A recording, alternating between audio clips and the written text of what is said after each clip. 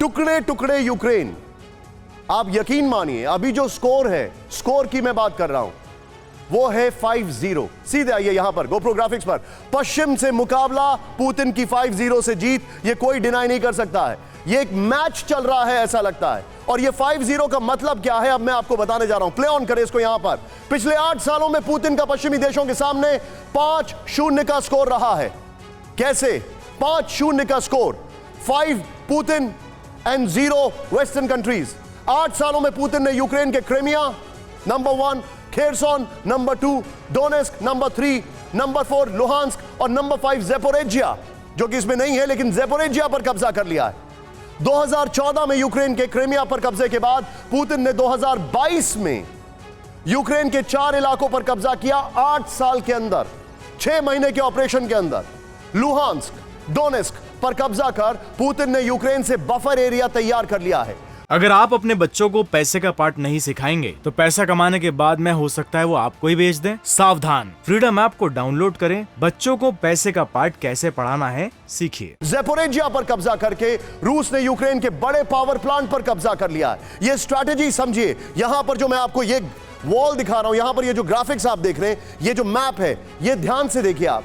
Kherson पर कब्जा करना इसलिए जरूरी था क्योंकि क्रीमिया के लिए फ्रेश वाटर चाहिए था, और क्रीमिया पर कब्जा इसलिए किया गया क्योंकि रूस को यह पहला वार्म वाटर ब्लैक सी पोर्ट मिला। रूस के पास जितने भी सी पोर्ट थे सब एकदम फ्रोजन थे, लेकिन यह पहला वार्म वाटर था। क्रीमिया पर कब्जे से रूस की नेवी ने ईस्टर्न मेडिटेरेनियन, बाल्कन और मिडिल ईस्ट पर वो पूरी तरीके से नजर रख रही है। मैं सीधे चलूंगा आंचल सर के पास। आंचल सर, मैं एक हाइपोथेटिकल सवाल पूछ रहा हूं, लेकिन यह सवाल इसलिए बहुत इंपॉर्टेंट है क्योंकि आने वाली स्ट्रैटेजी को मैं प्रीएम्प्ट करना चाहता हूं। आप उस एरिया में सर्व कर चुके हैं। क्या पुतिन का अगला टारगेट, पहले अपने आप को कंसोलिडेट करने के बाद, क्योंकि क्रीमिया पर उन्होंने अपनी आर्मी और फोर्सेस को कंसोलिडेट किया, फिर यूक्रेन पर हमला किया 8 साल के अंदर, क्या वो अपने आप को कंसोलिडेट कर अगला उनका टारगेट ओडेसा नहीं होगा जिससे कि पूरे ब्लैक सी को रूल करें?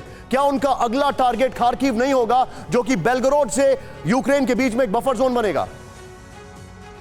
नहीं, बिल्कुल। देखिए निशांत, आपने ज्योग्राफिकल टर्म्स में अगर बात करी तो, और साथ साथ उसकी स्ट्रैटेजिक और डिफेंस इंपॉर्टेंस की अगर बात करें तो इनका टास्क अकम्प्लिश तभी होगा अगर खार्किव से लेकर ये ओडेसा भी, ये दोनों रीजन पे भी इनका कंट्रोल हो जाए। अनफॉर्चुनेटली फ्रॉम रशिया के पॉइंट ऑफ व्यू से खार्किव में इन्हें कुछ सेटबैक्स मिले हैं और ओडेसा में ये कंट्रोल कर नहीं पाए।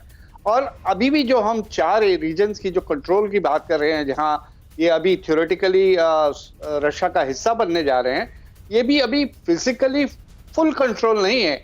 आने वाले वक्त में काफी देर तक, और खास तौर से यूक्रेन और अमेरिकन ने तो इसे रिकॉग्नाइज करना नहीं, और ज़ेलेंस्की ने खुल के बोला है कि वो अपना जो है इसको लिबरेट कराने की दिशा में काम करते रहेंगे। तो ये कॉन्फ्लिक्ट ही खत्म हो गया। इसको टेक ओवर करना एक इम्पॉर्टेंट माइलस्टोन है रशिया के पॉइंट ऑफ व्यू से या वर्ल्ड के इतिहास से, कि यूक्रेन की करीब 15 से 18% टेरिटरी अब रशिया के कब्जे में आ गई है। बट अब इसको कंट्रोल करना, इसे सस्टेन करना, इसे बनाए रखना, ये रशिया के लिए अभी बहुत बड़ा चैलेंज होगा।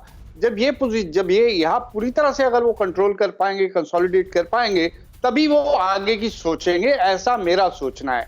और अगर आप अपने बच्चों को पैसे का पार्ट नहीं सिखाएंगे तो पैसा कमाने के बाद में हो सकता है वो आपको ही बेच दें। सावधान, फ्रीडम ऐप को डाउनलोड करें, बच्चों को पैसे का पार्ट कैसे पढ़ाना है सीखिए।